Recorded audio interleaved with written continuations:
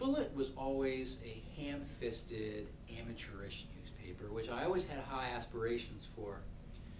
The Bullet had consistently terrible copy editing.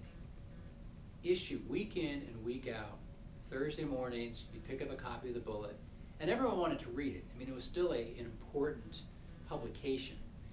And, I mean, the community is like 3,500, but it's a small place, but it's not that small. There's a lot of things that you don't know about until you read about it in the paper, and then you ask other people about it. But I was consistently disappointed with the typos. And when I was a senior, it was probably the last issue of the Bullet for the fall semester. Someone else had written another letter to the editor complaining about the quality of writing and copy editing in the Bullet. And the editor-in-chief, who, if I recall correctly, was Adam Fike, who I think was a junior.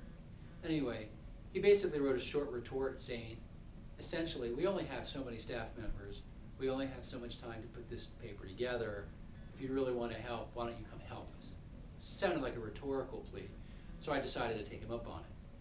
So the first Wednesday when we returned to school in January, I said, I'm available to copy edit your newspaper.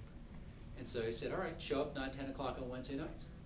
Started showing up at the campus center Wednesday evenings, and I would spend 3-4 hours reading the entire newspaper and copy editing it. And I corrected 1 million commas and changed the word order and cleaned the thing up. The very first night I did it, I found a mistake in a box score from a basketball game. I went back to the reporter and I said, these numbers don't add up, how could that be right? And he looked at it, he scratched his head, he went back and looked at his notes, he says, oh, you're right, I transposed a couple numbers.